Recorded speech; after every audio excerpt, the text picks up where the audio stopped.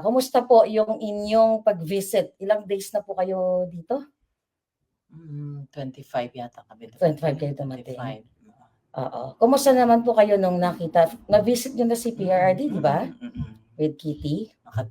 Pagdating niya dun sa ano namin, nagyakapan kami tatlo, tapos sabay kami ni Kitty kumanta ng happy birthday sa kanya. Oh, wow. Dito si Kitty sa kabilang pisngi, dito ako sa kabila, kasi kami kanta ng happy birthday. Yun, Hindi po umiyak si PRRD? Ay, hindi. Kayo po? Kasi sabi ni Inday, wag daw kayo umiyak. Ako pa, medyo ano pa ako. Ano po yung sinabi ni former President PRRD sa inyo? Sabi niya, kagaya ng sinabi niya kay VP, sabi niya, there will be a day, there will always be a day of reckoning. Yeah. Tsaka sabi nga niya, kinote niya nga Psalms 91 verse 8. Yeah. I will let you see with your own eyes the destruction and the punishment of the wicked. Yeah. Ang ganda ng promise ng Panginoon. So very positive po si PRRD. Ano yung parang pinaka-importanting mensahe niya sa inyo nung time na nag-visit kayo sa kanya? Nung kinwentuhan ko kasi siya kung ano nangyari sa labas, sabi ko, ikaw na ayaw mong ipaalam, ayaw mong magpa-istorbo tuwing birthday mo, natutulog ka lang. Ngayon buong mundo ang nagse-celebrate ng birthday. Yeah, birthday niya. So tuwang-tuwa naman siya. Oo. So, masaya siya. Nagbanggit ba siya na, like personal messages sa Pilipino, mga kababayan natin? Sabi niya, salamat sa suporta at sa pagmamahal.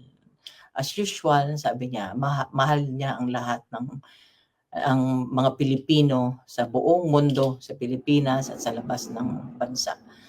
Sa saan mang parte ng bansa, mahal niya. Yun naman talaga miski na ng presidente siya, mas minahal pa nga niya ang Pilipino. Yeah. At ang Pilipinas. Yeah. So ako po talagang nag-travel din ako para ma-witness talaga namin yung yung pang-aapi sa family ninyo. At lalo na kay Pangulong Duterte. Kitang-kita din naman namin, million tao talaga ang nag-support sa inyo. Pero ako po ay bilang isang just an ordinary citizen, marami ding lumalapit kasi sa akin ng mga tao. Minsan nagpe-pretend na they are connected with you, or I don't know, may mga nung kahapon sa ground nandoon ako, may mga pinaparating sa akin na mga information na may mga taong nangihingi ng tulong in behalf of your family. Inaalaw niyo po ba 'yon? Hindi. Pakiusap ko lang kung sino man ho kayo, wag niyong gamitin ang pagkakataong ito, ang trahedya namin. Yeah. Kung kayo ay sadyang nangangailangan sa buhay, parang awa niyo na ho, wag niyo hong gamitin ito. Dahil kami ho bilang pamilya, si VP Inday, si Congressman Pulong, si Mayor Baste, hindi ho kami hihingi ng tulong o financial na tulong sa ibang tao. Kami ho, kung kinakailangan naming umutang, yun ho ay gagawin namin. Merong nagkwento sa akin. Maraming lumalapit kasi alam nila, desperado kami, di ba? Yeah. Lumalapit sila na ganyan. Sabi ko, kung kaya mong gawin, bakit hindi mo na lang gawin? Bakit, maraming mga kwento, mga storya. Sige, kung kaya mong gawin, gawin mo na lang. Yun ang ano ko. So pakiusap ka lang, yung totoong nurse, alam mo, natulog sa bahay namin, Maharlika. Yung totoong nurse na nag-alaga, ako nag-interview nan before pa siya naging presidente.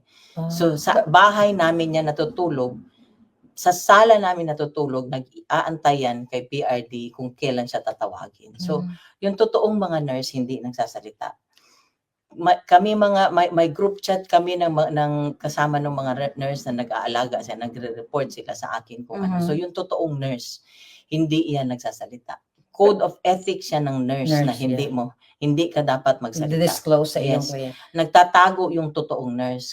Kung nagpapanggap ka na ikaw nag-aalaga, nag-nurse ka, parang mahiya ka naman sa totoong nurse na nag-alaga, nagpupuyat sa kanya.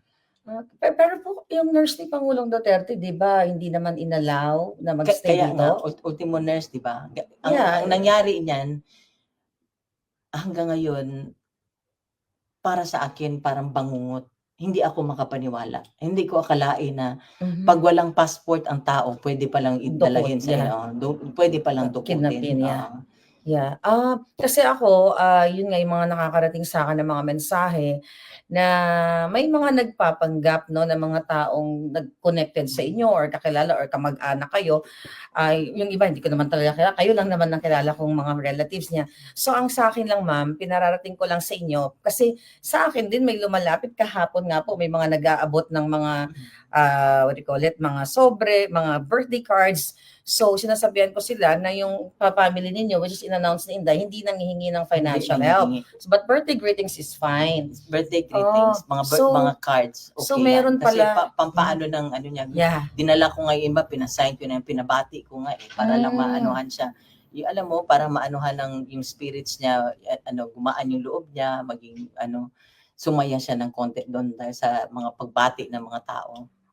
So kasi, may mga nurse palang nagpapanggap. Ang alam ko parang may mga nagvo-volunteer dito sa, Dahig, pero may mga Nag-contact nagpapanggap ako. din pala na mga Ala nurse daw alam ni mo ang Pangulong nangyari Duterte? niyan, Oh, siyempre ako nurse, oh registered yes, nurse yes, ako. yeah. So, kinontak ko na sa ano, pag-alis pa lang nila kumontak na ako na yung sa PRC sa Davao. Davao, okay. Sabi ko, tulungan mo ako makahanap ng nurse doon.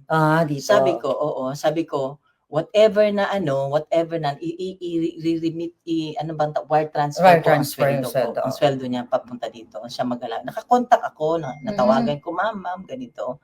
It turned out, wala lahat, bawal lahat. Pa-ultimo yung nurse na personal nurse niya na before siya tumakbo ng presidente na in-interview ko.